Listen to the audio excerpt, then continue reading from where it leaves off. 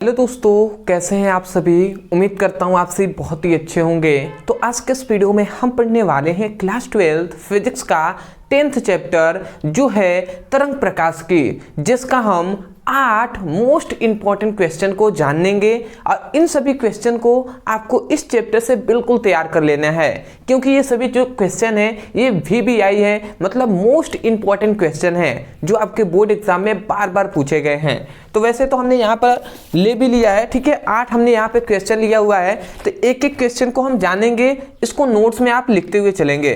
तो चलिए हम स्टार्ट करते हैं। तो मैं थोड़ा सा शॉर्ट में लिखूंगा ये सभी क्वेश्चन को, आप समझ जाइएगा। मैं बता दूंगा कि ये क्या कह रहा है क्वेश्चन। तो सबसे पहले 8 महत्वपूर्ण, देखिए हमने लिखा है 8 मोस्ट इंपॉर्टेंट क्वेश्चन, ठीक है। तो इसमें सबसे पहला आता है, सबसे पहला यहाँ पे कह रहा है कि प्रकाश तरंगों के व्यतिकरण से आप क्या समझते हैं और व्यतिकरण की शर्तें लिखिए। मतलब इसमें 2 क्वेश्चन आपसे इसमें ऐड कर दिया गया है। सबसे पहला कह रहा है कि प्रकाश का व्यतिकरण, प्रकाश का व्यतिकरण। तो कह रहा है कि प्रकाश का व्यतिकरण किसे कहते हैं। मतलब पूरा आप इसको एग्जाम्पल सहित, मतलब परिभाषा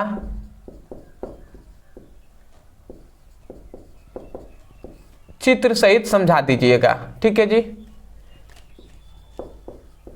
इतना बात आप समझ गए। सबसे पहला इसमें ये क्वेश्चन कह रहा है कि प्रकाश तरंगों से आप क्या, मतलब प्रकाश के व्यतिकरण से आप क्या समझते हैं। तो इसका सबसे पहले व्यतिकरण का परिभाषा चित्र सहित आपको अच्छे से बता देना है। उसके बाद व्यतिकरण की शर्तें आपसे पूछा जा रहा है कि व्यतिकरण की शर्तें क्या क्या होती हैं, मतलब किस कंडीशन पे व्यतिकरण होता है, जो कि हमने बहुत ही पहले करा दिया है, ठीक है। मैं अंत में बता दूंगा आप किस प्रकार पढ़ाई कर सकते हैं, ठीक है। दूसरा, पहला क्वेश्चन आप समझ गए, व्यतिकरण से आप क्या समझते हैं, इसकी शर्तें क्या होती हैं। ये क्वेश्चन है, आप नोट्स में लिख लीजिएगा। दूसरा आते हैं क्वेश्चन, दूसरा कह रहा है कि कला संबंध स्रोत से आप क्या समझते हैं, ठीक है। दूसरा है कला संबंध स्रोत से आप क्या समझते हैं।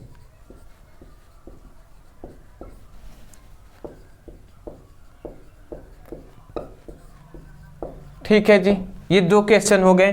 कला संबंध स्रोत क्या होता है, इसको आपको परिभाषा अच्छे से एग्जाम्पल सहित आपको बता देना है। अब मैं थोड़ा सा एक और बात बता दूं कि बहुत से ऐसे स्टूडेंट होंगे जो इसको सीरियस होकर पढ़ रहे होंगे और इसको कॉपी पेन में लिख रहे होंगे, परंतु बहुत से ऐसे भी स्टूडेंट होंगे जो इसको हल्के में ले रहे होंगे।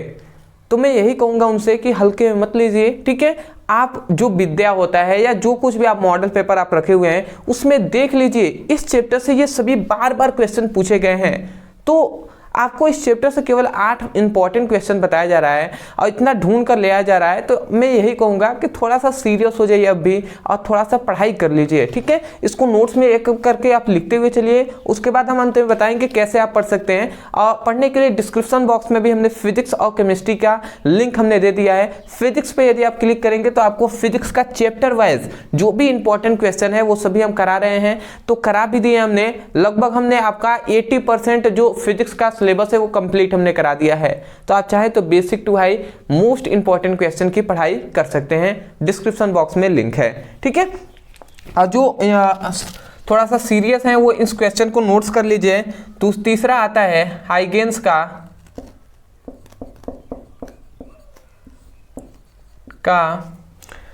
तरंग सिद्धांत। तो हाइगेन्स का तरंग सिद्धांत क्या होता है, इसको आपको बता देना है, ठीक है। चौथा हमारा क्वेश्चन है कि अध्यारोपण का सिद्धांत।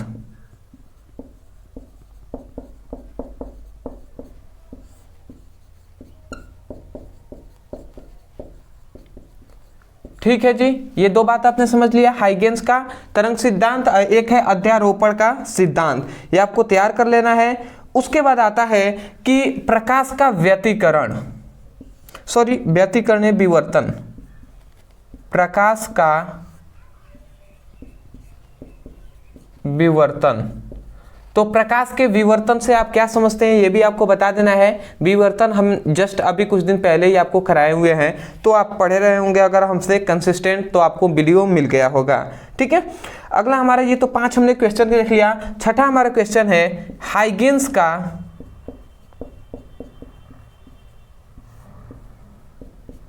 द्वितीयक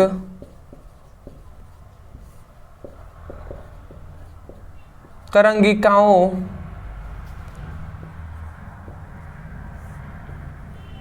का सिद्धांत, हाइगेंस के द्वितीयक तरंगिकाओं का सिद्धांत। ठीक है, एक और मैं बात कहूंगा, देखिए ये तो हमने आपको 6 बता दिया।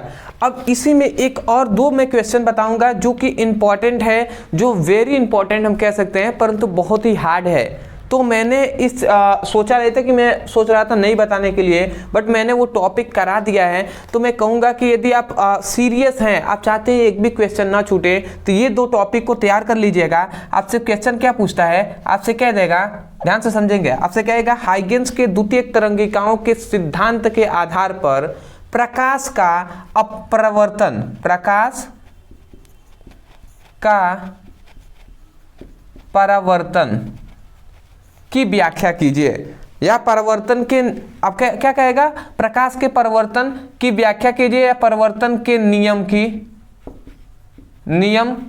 की व्याख्या कीजिए। समझ पा रहे हैं? हाइगेंस के द्वितीयक तरंगिकाओं के सिद्धांतों के आधार पर प्रकाश के परावर्तन के नियमों की व्याख्या कीजिए। इस प्रकार पूछा जाता है 5 नंबर में। एक तो ये हो गया हाइगेंस के द्वितीयक तरंगिका का सिद्धांत, और इसी सिद्धांत के आधार पर प्रकाश के जो परावर्तन की नियमों की व्याख्या करना होता है। और इसी में एक और परावर्तन ना कहकर आपसे कह देगा प्रकाश का अपवर्तन के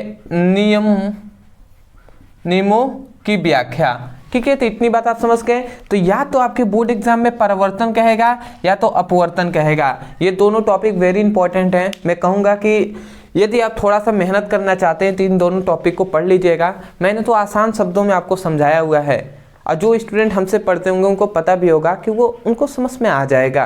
ठीक है, तो पढ़ने के लिए आप क्या कर सकते हैं, पढ़ने के लिए आपके पास 2 माध्यम है। एक तो डिस्क्रिप्शन बॉक्स में लिंक दिया गया है, वहां से आप बेसिक टू हाई पढ़ाई कर सकते हैं मोस्ट इंपॉर्टेंट क्वेश्चन का। दूसरा है कि मान लेते हैं आपको सपोज डैट आपको करना है कि अध्यारोपण का सिद्धांत, तो आप YouTube पे लिखिएगा अध्यारोपण का सिद्धांत ब्रदर सर, इतना लिख कर सर्च करेंगे वीडियो आपको मिल जाएगा।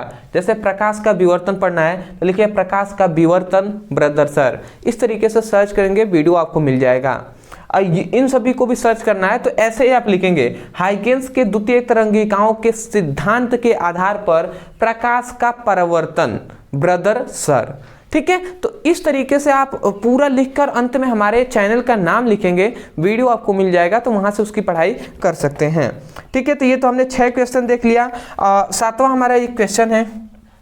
ठीक है, इसमें तो 2 ऐड हमने अलग से क्वेश्चन किए हुए हैं। मैं कहूंगा कि इनको तैयार कर लीजिएगा, क्योंकि ये 5-5 नंबर में एक बोर्ड एग्जाम में जरूर पूछता है। ठीक है, अगला आता है व्यतिकरण तथा विवर्तन में अंतर।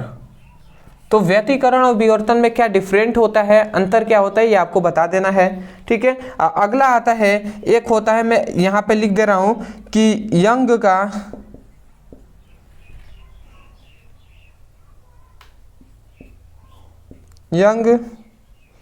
के प्रकाश व्यतिकरण प्रयोग में फ्रिंज की चौड़ाई का सूत्र स्थापित कीजिए। ठीक है, तो ये आपका एक क्वेश्चन है। सिंपल में कह देता है कि यंग के प्रकाश व्यतिकरण प्रयोग द्वारा फ्रिंज की चौड़ाई का सूत्र का स्थापित कीजिए, या ऐसे भी कह देगा कि यंग के प्रयोग द्वारा फ्रिंज चौड़ाई के सूत्र की स्थापना कीजिए। ठीक है, तो ये एक क्वेश्चन है। अभी तक हमने आपको देखिए यहाँ पे हमने कितना 8 क्वेश्चन आपको बताया है, 2 एक्स्ट्रा हमने बताया है। मैंने कहा है कि ये दोनों हार्ड टॉपिक हैं, बट आप चाहें तो इन सभी को पढ़ सकते हैं। मैंने हार्ड टॉपिक भी पढ़ा दिया है सब कुछ। तो ये सभी आपके क्वेश्चन हो गए। इन सभी क्वेश्चन का फुल नोट्स आपको मिल जाएगा हमारे टेलीग्राम चैनल पे। टेलीग्राम पे सर्च कीजिएगा ब्रदर सर, आपको वीडियो, आपको टेलीग्राम का हमारे चैनल मिल जाएगा, या डिस्क्रिप्शन बॉक्स में भी हमने लिंक दिया हुआ है, तो वहां से जाकर टेलीग्राम को ज्वाइन कर लेंगे। जो भी फिजिक्स का हो, केमिस्ट्री का हो, वो सभी आपको वहां पर मिल जाएंगे। और इन सभी को पढ़ाई करने के लिए पहला तो एक सर्च बॉक्स में पूरा नाम, फिर से अंत में हमारे चैनल का नाम लिख के सर्च करेंगे, वीडियो मिल जाएगा। डिस्क्रिप्शन बॉक्स में भी लिंक है, तो वहां से चाहे तो बेसिक टू हाई अपनी पढ़ाई कर सकते हैं मोस्ट इंपॉर्टेंट क्वेश्चन का। तो मैं आशा करता हूं दोस्तों आपको समझ में आ गया होगा। मैं यही कहूँगा कि जो भी स्टूडेंट हमसे सीरियस होकर पढ़ाई कर रहे हैं, मैं उनसे खासकर कहना चाहूँगा आप निश्चिंत रहिए। जितना हम करा रहे हैं उतना आप बिल्कुल तैयार कर लीजिए। यदि आप उतना तैयार करके चलते हैं रेगुलर, तो आप निश्चिंत रहिए, आप बहुत ही अच्छे नंबर से पास होने वाले हैं। ठीक है, तो ऐसे ही पढ़ाई करते रहिए। तो मिलते एक नए टॉपिक के साथ, तब तक के लिए धन्यवाद।